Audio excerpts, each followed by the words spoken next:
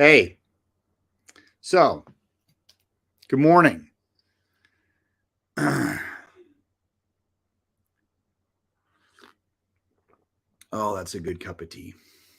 Nice and warm. I woke up this morning and it was blue sky. Um, Now it's kind of gray. Eventually, I'd like to do this like outside instead of being stuck in the house, but it is still a little bit chilly. Um, but I have some fantastic news that I kind of let go yesterday preemptively. But I quit my 40-hour gig and it was glorious. I mean, I quit in my head a while ago. In fact, I look at it. I kind of looked at it as a dating relationship where you kind of, you already break up with a person and you're broken up in your head. So when you actually leave, there's no sadness or like, oh my gosh, but the other one is surprised. Okay. So this is I it blew up a little bit more than I expected.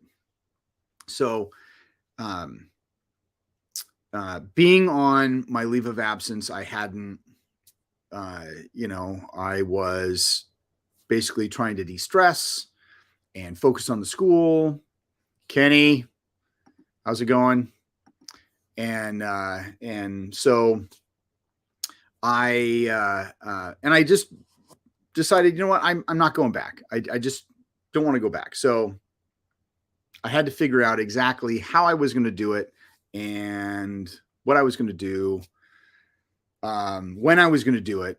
And so yesterday, paychecks go into payroll. So I had to do it. I wanted to do it after 2 p.m.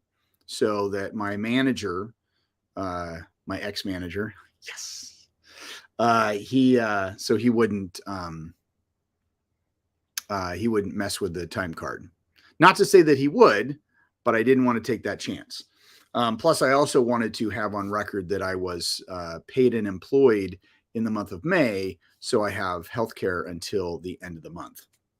So I sent out a few emails, and for those of you who don't know me and emails, at work, I'm kind of one of those truth bomber emails.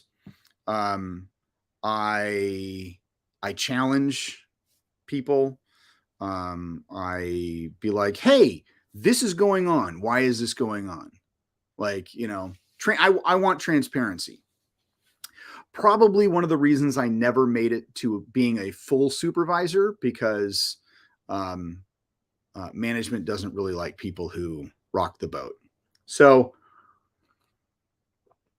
anyway, I sent an email to my supervisor saying, hey, this is what's going on. That I was going to be, that I was putting in my notice. And I sent an email to my manager officially giving my notice. And then I sent an email out to everyone in the department. And my intent on that was not to create a stir, not to create any drama. I just wanted to prevent drama because I've been with the department for almost 15 years. I have been very loyal to the department. I've given blood to the department, literally and figuratively. I've given my heart to the department. And so for Mish just to leave, I mean, I figured people would figure, okay, well, Mish is leaving because he's doing his school. And hey, Bill. And so, but I wanted to dispel any rumors. So, and I'm going to share this with you. I've actually thought about posting this letter so it gets more out there because apparently my email had a message that resonated with a lot of other security officers who currently work, which is actually kind of funny because I got messages from people who don't work for the department anymore. And they were like, "Hey, I read your email. That's why I left." So I'm going to read this. So you guys, because it's all, and it's funny because I was actually told that it was a little bit tame compared to some of the stuff that I had sent out in the past. And, I guess maybe that shows that I've grown. I don't know. Anyway, so where is it? Okay. So this is my email. I titled it "And the Adventure Continues." So if you can tell me where I got that line, I'll let you guys know in a little bit, but the two people that are watching, if you can tell me "and the adventure continues ... at the end, let me know. Okay. So, two setups before I get into this. When people are fired, and I think I mentioned this earlier, when people are fired, they use mixed emotions. It is with mixed emotions that we inform you that this person is no longer with us. And then they stopped using that because I ruined it for everybody through one of my truth bomb emails. And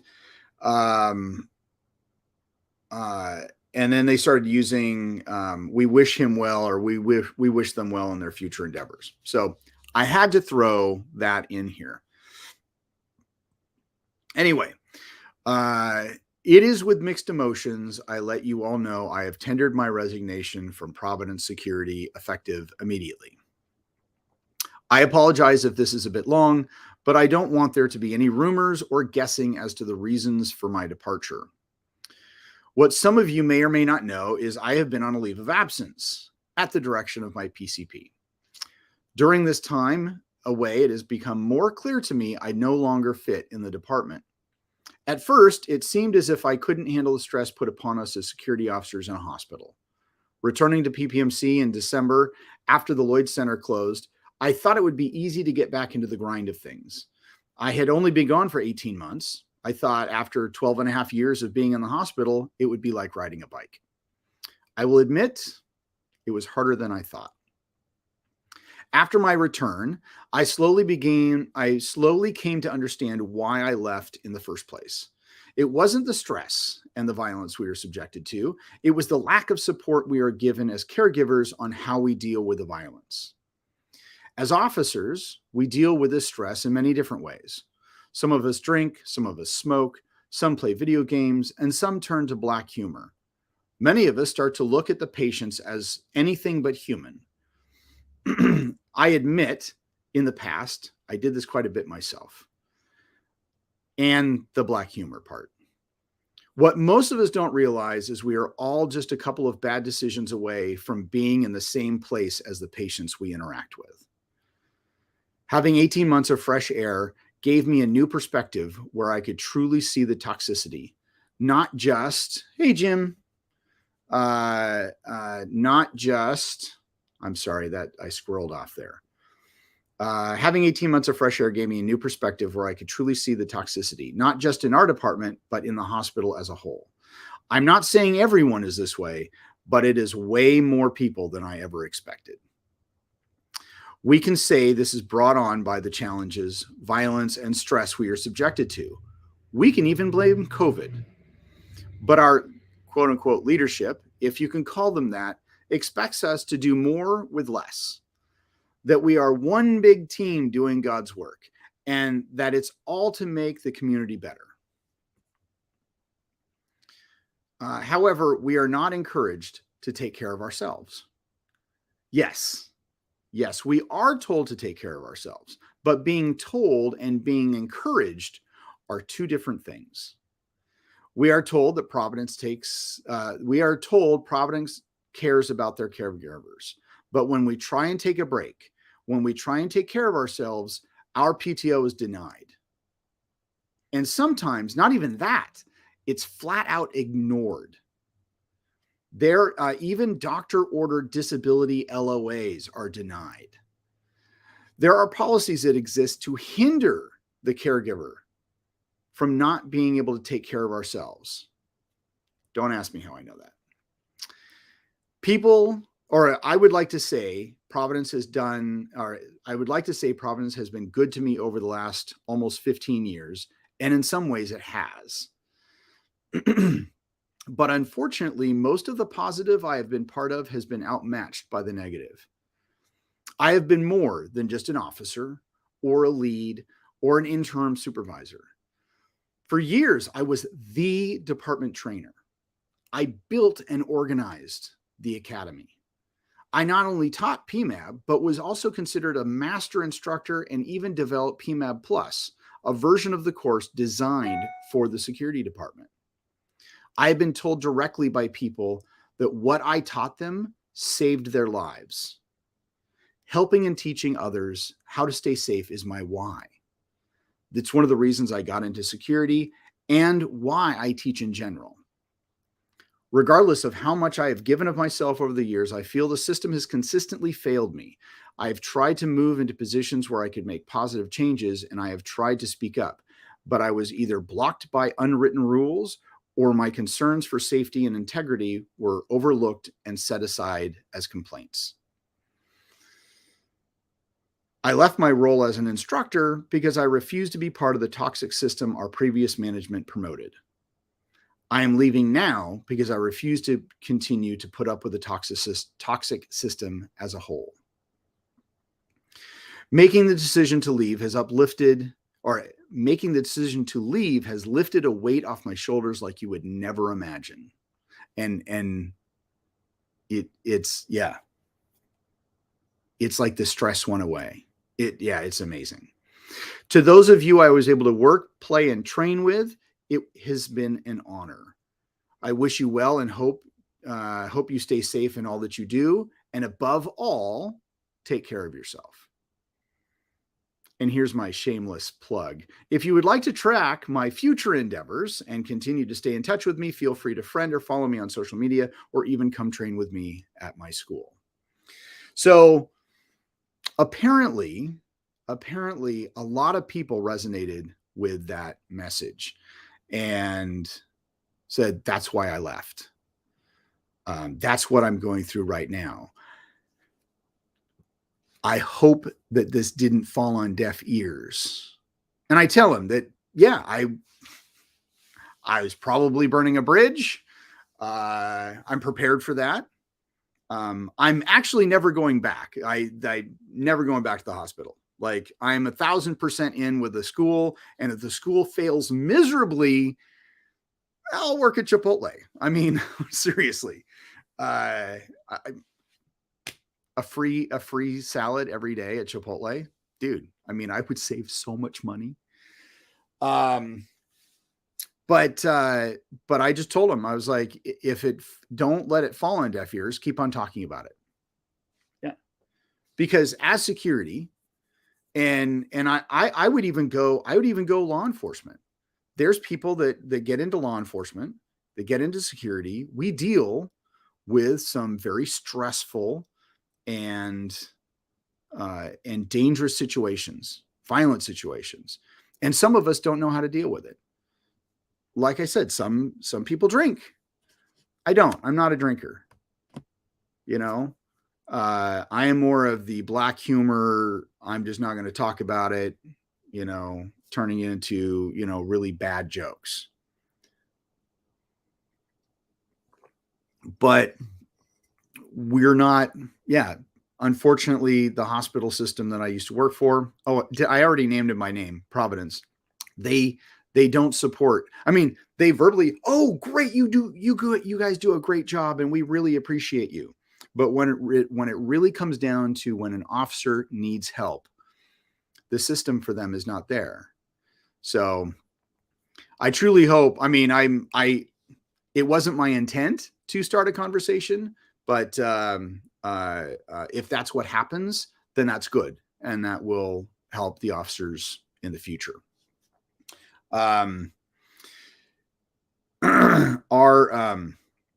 So the CEO of the hospital I work at, she's actually she's an awesome gal. And so somebody was asking me why I didn't include her in my email. And I was just like, because it wasn't my intent to start a revolution. It was just my intent to say, hey, don't, this is why I left. Don't, don't believe don't believe what management is saying. So, so I sent her, I sent the CEO basically a copy of it. They hadn't shut me off. It'd been less than 24 hours.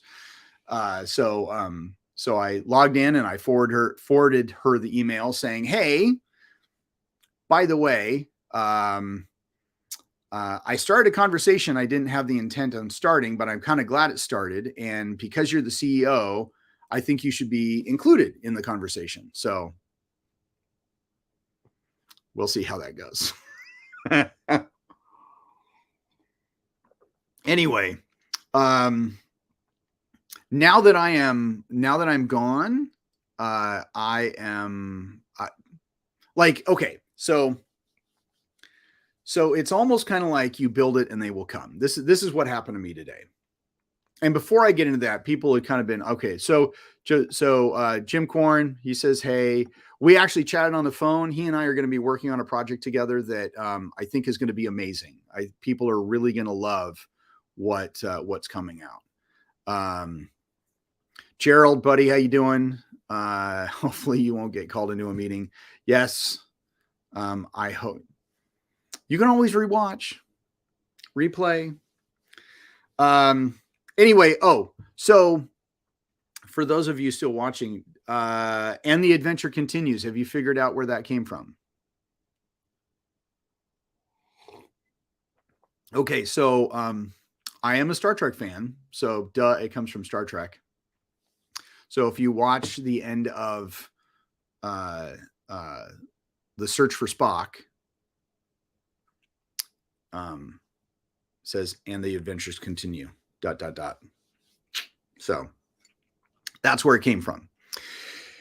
Let's see. So this is okay. So this is what happens to me yesterday. And some of you may have seen, at least the ones on Facebook may have seen, me post that I had resigned from the hospital on the adventures of Tin.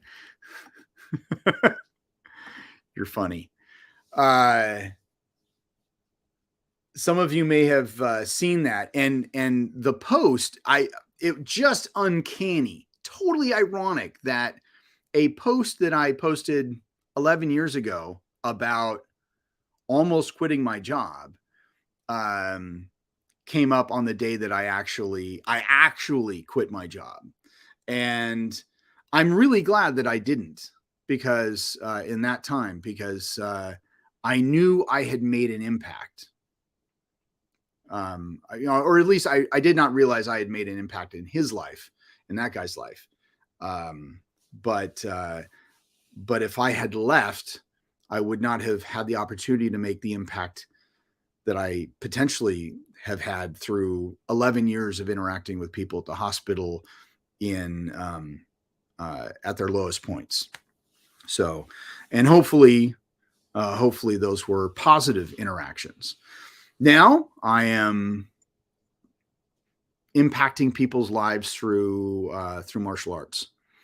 Now, that's kind of where I'm going on this one, is that kind of, it's like a build it and you will come, or build it and he will come type of thing, where I quit my job. Okay. And my daughter had an AP test yesterday. So I picked her up early from school, and on the way home, I get a phone call about the school. So I'm talking to this lady on the phone, and I'm telling her about, how everything works and prices and class times and all that kind of stuff. And she's like, well, she says, do you mind if we stop by and just watch a class? I was like, absolutely. I said, come on by. I said, I've got a small class on, at 5. So she stops by. And so it wasn't just her and it wasn't just the son. It was the family, like mother, father, son, who's the potential student, and the daughter. And so, good customer service, greet them. They sit down. I've only got one student in this class period, so it was just her and I working on stuff. And then I figured, okay, well, this this next part is just my 7x2 stepping, and so I was like, he can do that. There's no rolling or falling or hitting or anything like that. He can't hurt himself. So I was like, hey, do you want to come onto the floor? And I know he's just watching, but I was like, hey, do you just, you want to come on the floor and participate? And so I was like, is that okay, mom and dad? And they were like, absolutely. So he comes onto the floor and kid picks it up like that. They're like, okay, how do we sign up? Like, after the class, they were just like, the kid just loved it. How do we sign up? But not just that, not just having that type of impact on the kid in that one class, or really kind of a half a class, and seeing joy on the parents' faces, which as a martial arts instructor teaching kids, yes, it is our job to make the kids happy, but it is also our job to make the parents happy. And so, that was just kind of like that. I don't know. I just kind of, my ego just kind of blew up. That was just like, it just was such a good feeling, and it was almost like hearing people talk about the women's or the Mother's Day self-defense class. Like, it was just, people are talking, people are having a good time, positive messages are going out there. So it was great. But not just that, people walked in off the street, like, didn't call ahead of time. They walked in off the street, they finished watching the class and had questions afterwards. Fucking loved it. It was awesome. So am I going to get them as parent or as because it was really it was a grandfather and a grandson, and the kid's 15. Don't know if he's going to sign up or not, but yeah, it's just, proving that we have a good service and people seeing that, people talking about it. So it's like, I quit the job and people start walking in the door, because that has been a huge challenge for me. How do I get people to walk in the door? Now, funny thing, how did they know that I was there? Well, this family saw a corrugated sign on the side of the road.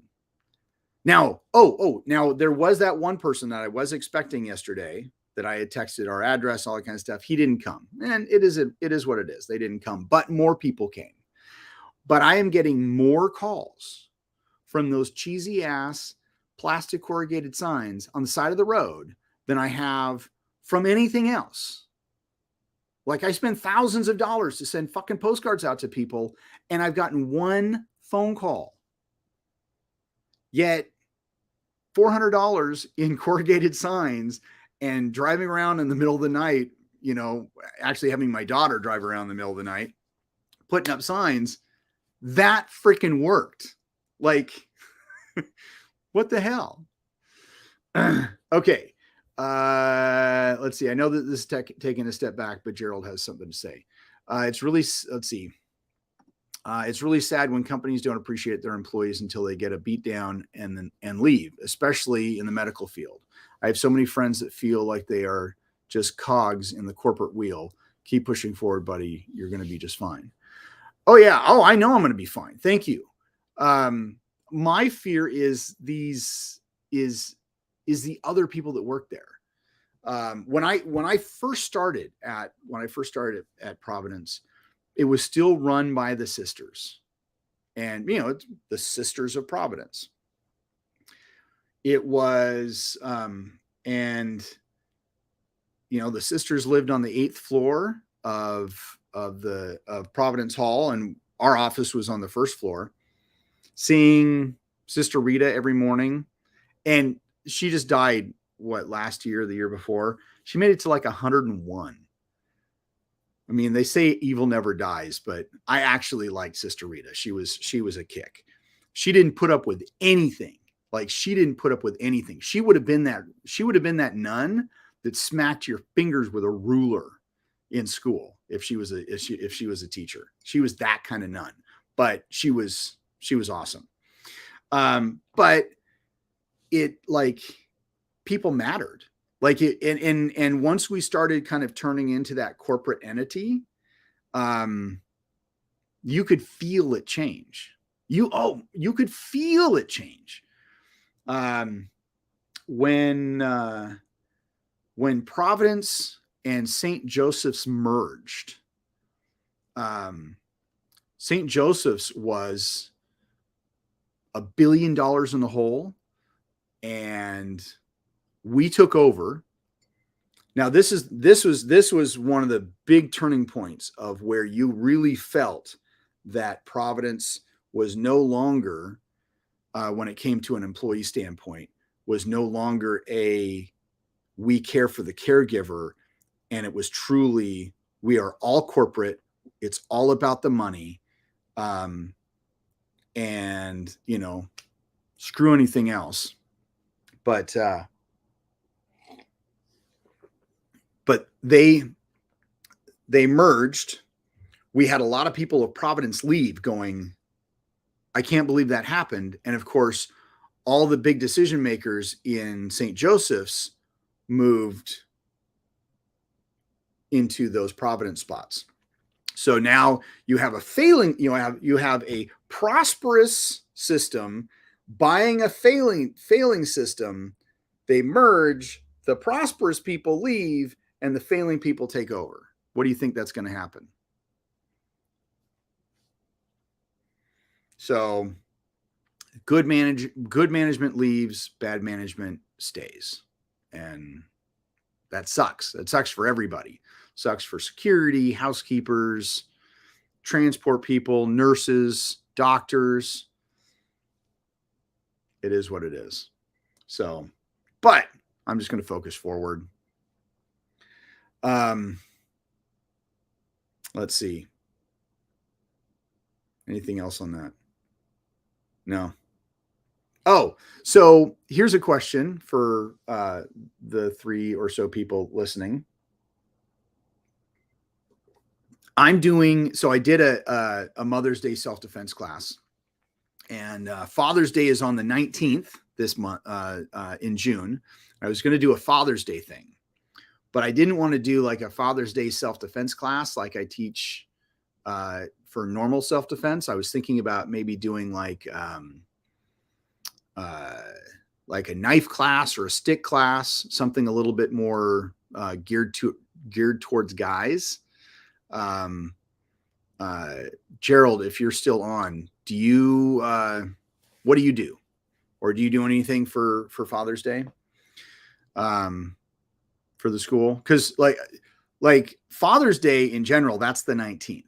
My ass is going to be up in Puyallup at SummerCon getting my meeting Bill Shatner.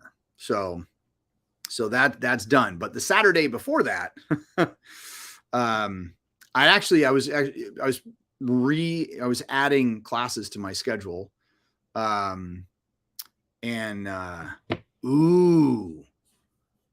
Bill, that's a great idea. That's a great idea. I like that. Okay. I might have to do that. I like it. That's a great idea.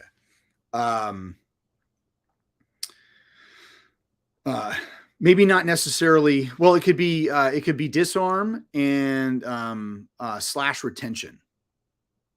So, and I've learned some really, not just the retention stuff that I used to teach, but the I've learned some really cool new retention stuff, and it's pretty wicked. It's pretty wicked. I like it. Yeah. I mean, not to be gender stereotype, if women wanted to come and take this class too, they could totally do it. But I wanted to have something a little bit more manly. And then where I gave the moms all pink belts, maybe I could do a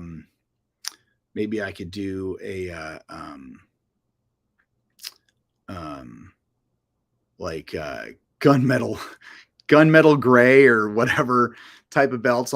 Something that I don't know, just kind of still keep it themed martial arts, and then I don't know if I made this joke yesterday or who I may have made it on here or but like a $5 gift card to Cabela's or Sportsman's Warehouse, really, really stereotype it. But yeah, no, I think that's kind of cool. But yeah, so Bill, I actually really think, yeah, just make it, yeah, like a weapons disarms and retention. So yes. Yeah. So I like that idea. I think I'll have to look into that, because I was adding new classes and class times this morning, and I was like, oh, my pre-scheduled self-defense class is actually on the 18th. So I could just turn that into I could do probably just a regular self-defense class, but then have one geared strictly for dads. I think that would be pretty cool. Let's see. Oh, I've got a crimp class coming up on Saturday. I need to start advertising that, and I need to start. I think one of the things I'm going to do after I get offline is let's see who this is. Let's do a live. Sarah Russler, Denver, Colorado. Let's see who's calling. Stay safe with Artisan Martial Arts, says Mish. Hey, Mish, my name is Sarah. I'm reaching out to you from 24 Hour Fitness here in Vancouver. How are you today? Doing pretty good. Good. Hey, Mish, the reason I'm calling is we're putting together a local community project here. And so we are looking for one martial arts school that we can partner with and promote here to our members and families. And I saw your signs all over town, so I thought you guys might like the idea as far as trying to get your name out there and under the gym audience. Yeah, absolutely. Now, are you the person that handles the marketing and promotions, or is there someone else that you guys do it with, or how does that work? It is. It's just a small family-owned martial arts school, so it's pretty much just me and my wife. Oh, awesome! I love that. Okay. Yeah. Perfect. So I can either I can tell you what it is right now over the phone, Mish, or if it's something you and your wife want to look at together, I'd be happy to put an email together, or if she's there, I can tell you both. What's the best way to kind of get you guys information? Well, I'm actually doing a live stream right now. I make a point to answer every phone call. So yeah, that would be awesome. That would be awesome.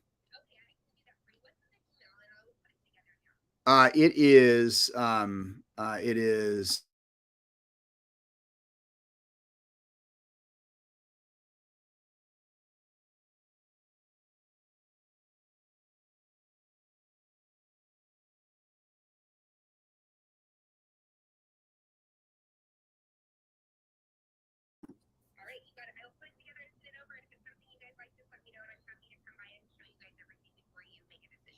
yeah, sweet. All right, thank you. Bye-bye. So that was somebody working for 24 Hour Fitness. She's they want to market, or they want to do something with what do you call it? They want to team with a local martial arts school. So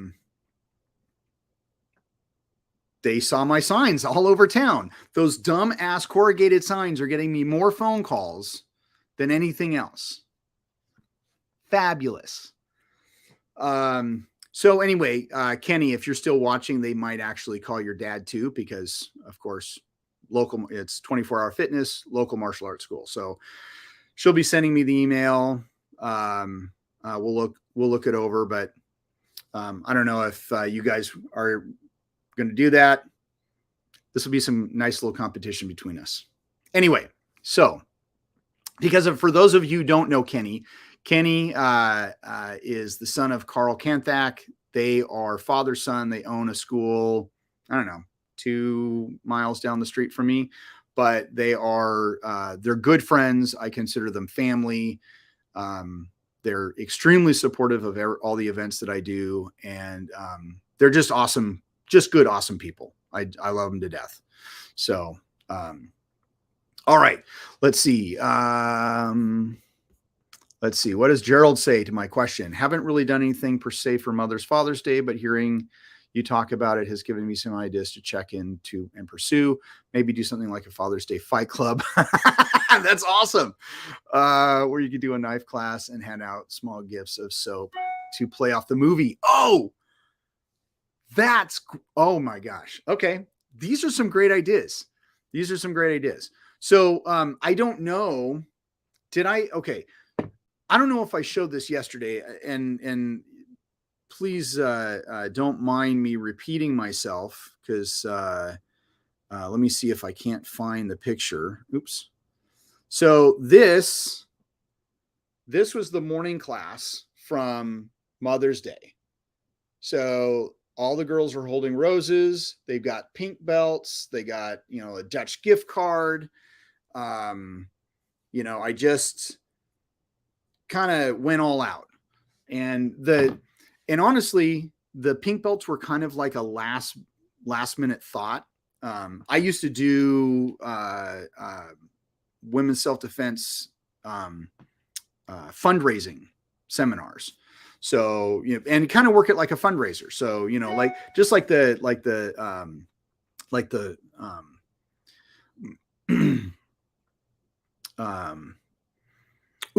okay. I know. Middle thought.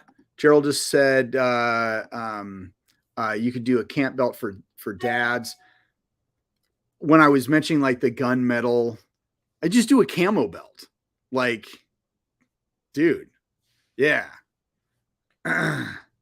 Oh, camp belt. Oh, you did camo. Okay, so we were thinking the same thing. Okay, sweet, cool.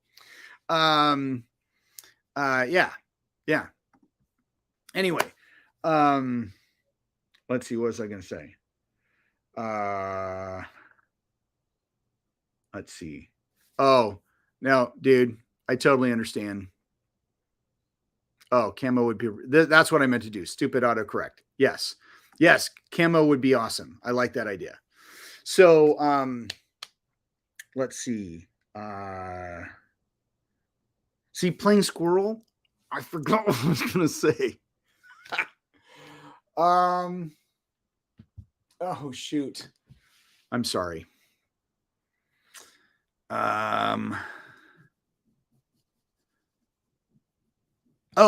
Anyway, so that was right. I used to do these self-defense classes, and basically, you have a 2-hour fundraising seminar.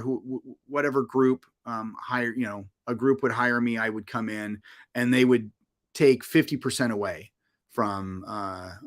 So if one person signed up, we each walked away with $10. If they got a bunch of people to sign up, then it was more. So it was actually pretty good, and I bought all of these pink belts because I had this bright idea that would be one of the, the disruptive things, just a different thing. You come, you get a belt. And if you return and you wear your belt, then you get a stripe. So, the more stripes shows that how much you have come back. So I think I might still run with that whole stripe thing.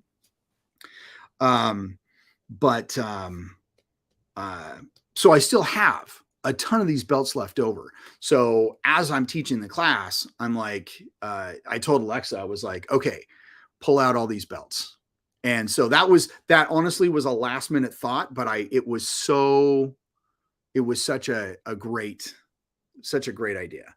So, yeah. Let's see. Wow.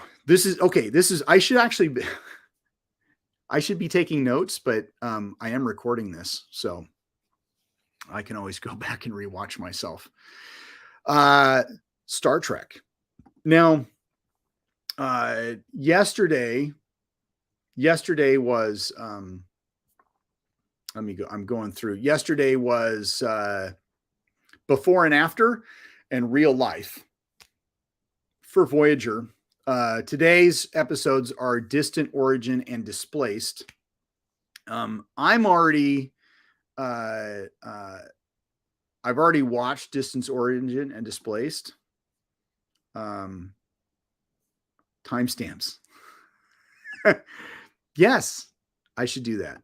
Just, yeah, note down the timestamps. Thank you, Kenny.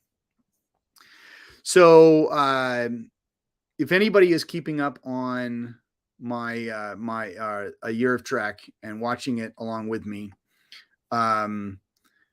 episodes. So before and after, it wasn't a horrible episode. And I hate to start out every episode like, well, it wasn't horrible. It's a Kes episode, and I'm really not a big fan of Kes. I was kind of curious what the actress had done since Voyager. And she was really interested in acting, got her gig as Kes, and then basically went into nursing. She's dropped out of acting and went into nursing. So, and I try and just, remove the person from the character. I didn't like the character. I just didn't like the character. But I think this episode, I think the reason why, and this episode essentially is we meet Kes 9 years in the future, or 6 years in the future. She's 9, she's dying, and she's got her family around her, and all of a sudden she starts time traveling backwards. And it's all because the doctor had basically tried to set up this one type of thing to try and slow her aging down. So so she would, what is it? So she could basically not die at 9 years old. But there was also, it apparently during the what do they call it? The Year of Hell, which is actually referenced later on in the series as to really what it is. But during the Year of Hell, they find they're hit with like some time torpedo, and for whatever reason, this little trying to slow down her aging process kicks off whatever like time virus that she had and starts putting her in backwards. Now, to cut the episode down short, they figure everything out, but the difference is she ends up having long hair. What a lot of people don't know is that the actress had long hair, and that horrible short haircut that she wore was a wig. And the reason it didn't look like it fit right is because she had long hair and they were trying to put this wig over this thick, long hair, and it looked funky. And I guess you could say, well, she's an alien, so of course maybe her head is just misshaped, but it just didn't look right. It just didn't look right. So that was that. So I think the episode was written to get rid of her bad haircut and just allow the actress to wear long hair. So, And of course, we all know that she ends up leaving at some point because this is the season in which we meet Seven of Nine, or this is this is the season that we meet Seven and Nine. So, real life was another. I don't know. It was a doctor episode. And he basically programs the perfect 50s family so he can actually have a family life outside of being a doctor and try and get that. I guess B'Elanna and Kes go and have dinner with the family, and they're just like, are you serious? Like this, or at least B'Elanna was like, that's too perfect. You're not. So she actually reprograms it where the mother is stressed, has another job. The son is rebelling. He hangs out with Klingons, and the daughter ends up, they're having their fights. And,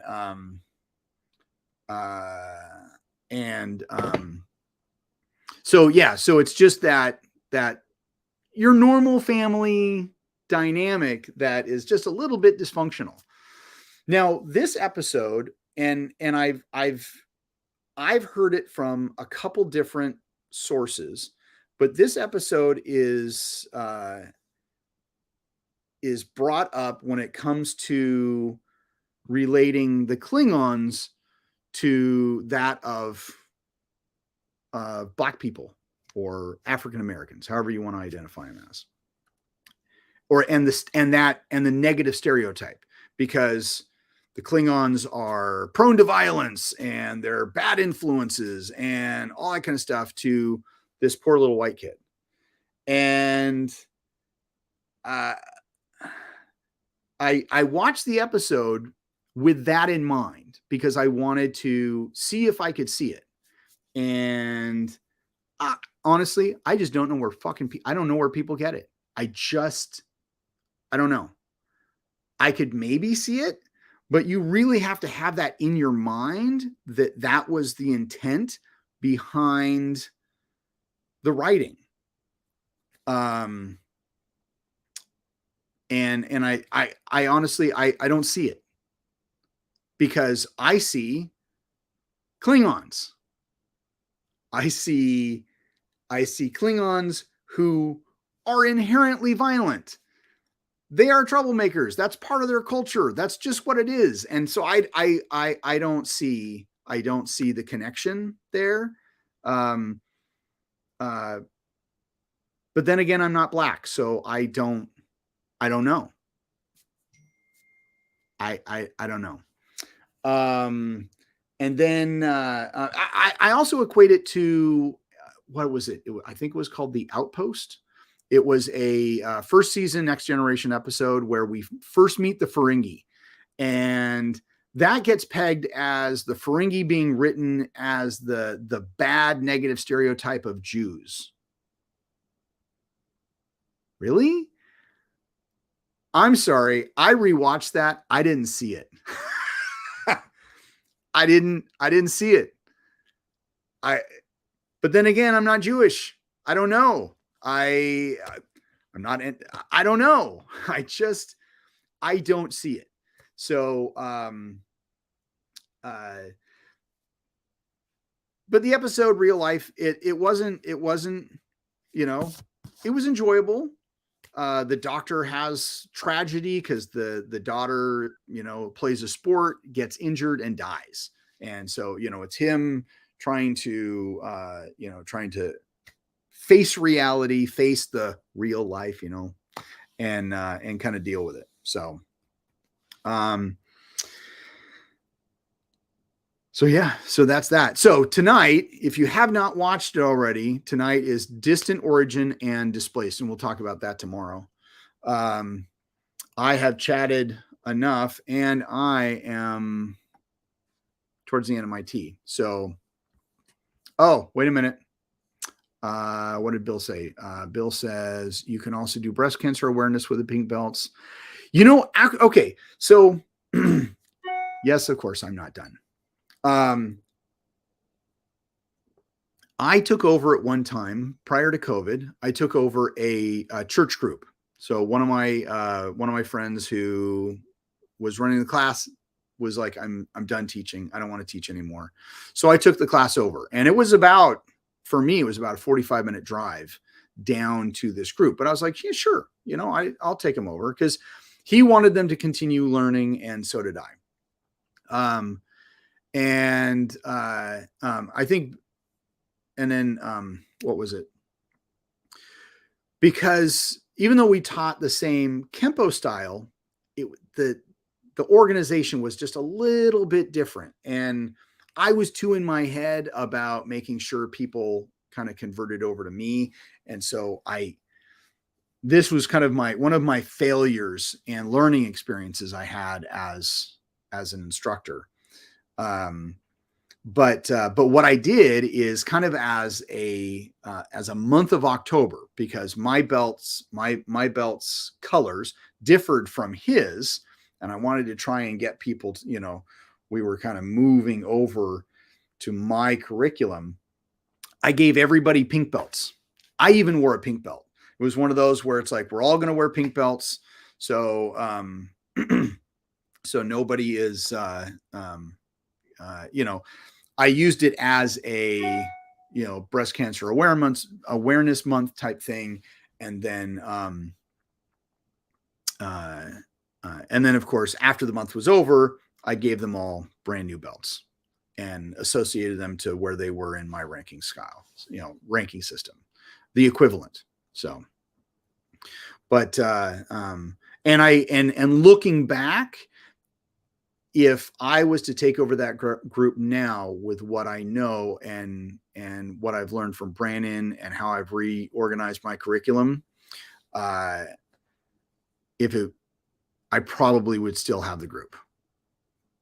It was just one of those where I count that as a failure on my part and a total learning experience. So, all right. So, enough stories, enough Star Trek, enough martial arts. We're going to have a fantastic day today. Even though I see some blue out there, I do. It's not supposed to rain at all today, and it's not supposed to rain tomorrow.